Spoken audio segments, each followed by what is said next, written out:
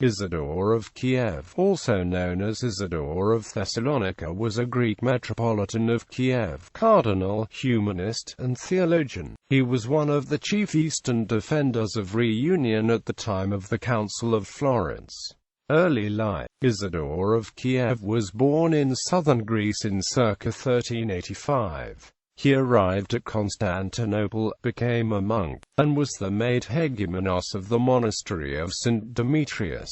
He knew Latin well, and had considerable fame as a theologian. He was also an accomplished orator. He seems from the beginning to have been eager for reunion with the West. It was the time when the court of Constantinople, on the eve of its final destruction by the Turks, was considering the chance of rescue from the Western princes as a result of reuniting with Rome. In 1434, Isidore was sent to Basel by John VIII Palaeologos as part of an embassy to open negotiations with the Council of Basel. Here he made a mellifluous speech about the splendor of the Roman Empire at Constantinople. On his return he continued to take part in all the preparations for reunion among his own people.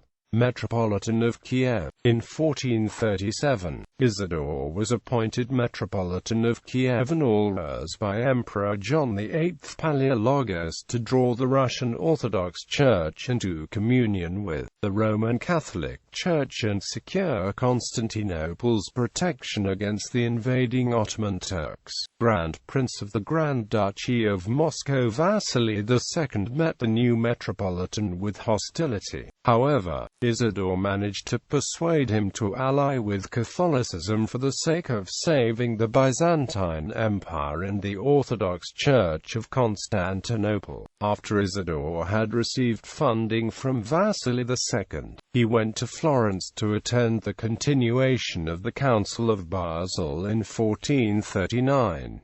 He was made a cardinal presbyter and a papal legate for the provinces of Lithuania, Livonia, All-Rus and Galicia. Cardinal. During this council, Isidore fervently defended the union between the churches of East and West, but he was opposed only by the secular representative from Rus, Ambassador Foma of Tver. Finally, the union agreement was signed and Isidore returned to Eastern Europe. In 1437 he was sent by the Byzantine Patriarch Joseph II to be Metropolitan in Moscow. As soon as he arrived he began to arrange a Rus legation for the council about to be held at Ferrara. The Vasily II made difficulties about this, and let him go eventually only after he had promised to come back with the rights of divine law and the constitution of the Holy Church, uninjured. Syropoulos and other Greek writers charge Isidore with perjury because in spite of this he accepted the union.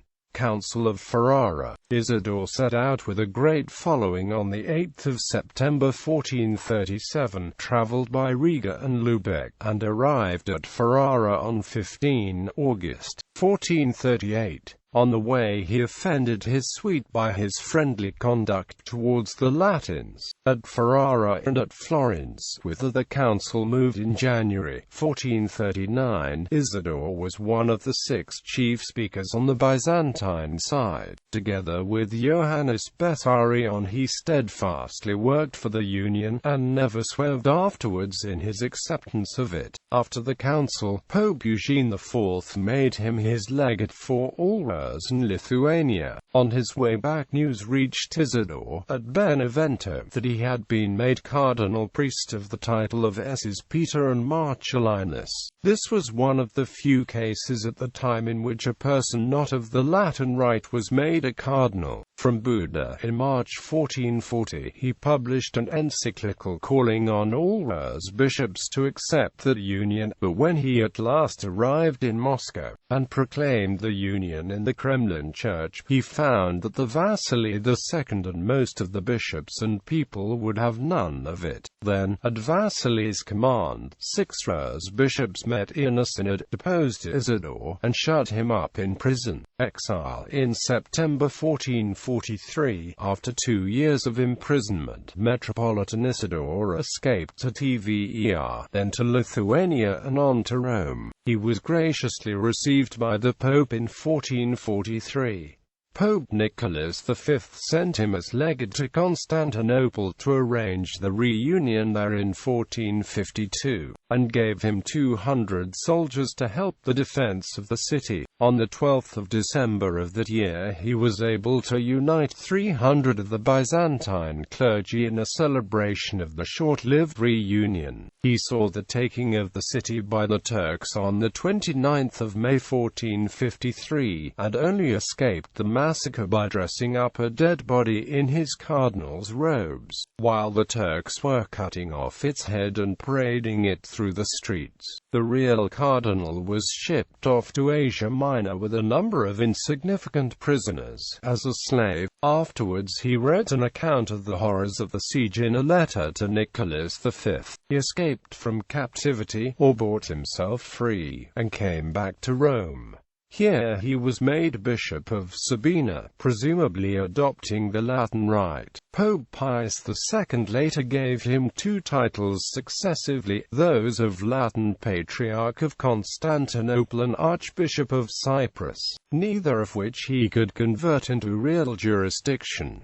He was Dean of the Sacred College of Cardinals from October 1461. The Grand Duchy of Moscow princes denounced the union with Rome, but Isidore persisted. On his return from Italy, during his first pontifical divine liturgy in the Cathedral of the Dormition in the Moscow Kremlin, Isidore had a Latin Rite crucifix carried in front of the procession and named Pope Eugene IV during the prayers of the liturgy. He also read aloud the decree of unification. Isidore passed a message to Vasily II from the Vatican, containing a request to assist the Metropolitan in spreading the union in Rus.